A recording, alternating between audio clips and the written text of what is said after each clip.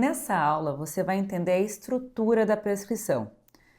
A prescrição que você vai montar deve seguir um código padrão, pois isso estabelece a comunicação clara e objetiva com o farmacêutico que irá produzir o medicamento.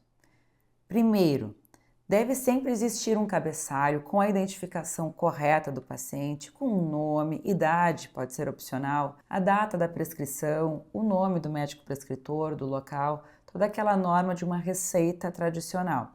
2. Você então vai prescrever a sua fórmula. Alguns locais recomendam você colocar a abreviatura RP, que é a abreviação de recipe. Mas aqui no Brasil você pode colocar simplesmente manipular, ou formular, ou a formulação, indicando que aquele vai ser um produto formulado. E aí você vai colocar os ativos com as suas respectivas concentrações. Não existe uma ordem correta e ideal, você pode colocar os ativos de maior concentração primeiro, ou os de menor concentração, ou em ordem alfabética, isso fica a seu critério.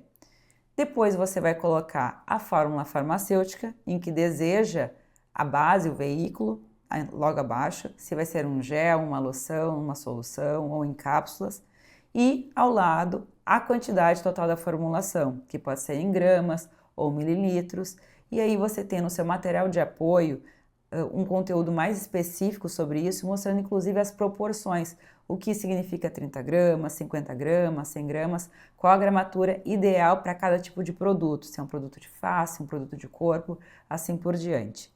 Nesse exemplo, a gente vê a fórmula de Kligman sendo prescrita, com ácido retinóico, a hidroquinona, a fluocinolona acetonida nas suas concentrações respectivas, e embaixo o veículo aonde vai ser contido esses ativos, nesse caso num creme.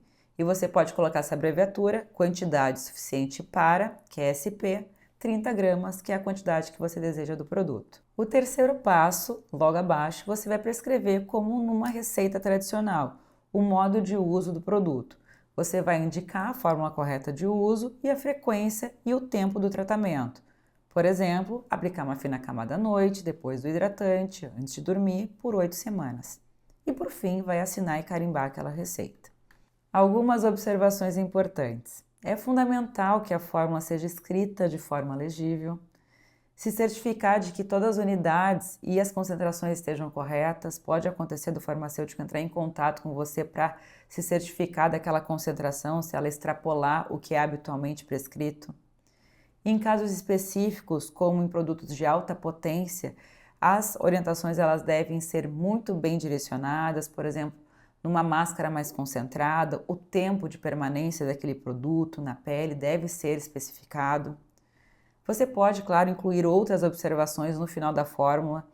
Quando você deseja incluir, por exemplo, uma fragrância, você pode adicionar a fragrância que você deseja ou deixar de livre escolha para o paciente, como nesse exemplo, ou também de escolha da farmácia. Você pode adicionar o local para onde é tratado, como mostra nesse outro exemplo. Você pode pedir para que se exclua determinada substância da fórmula, como por exemplo, eu quero uma base creme livre de óleos, sem fragrância, sem parabenos. Então essas observações elas podem ser acrescentadas também no final. Essa estrutura base ajuda a garantir que o farmacêutico possa preparar a fórmula exatamente como a prescrita e que o paciente utilize de maneira correta e tenha eficácia.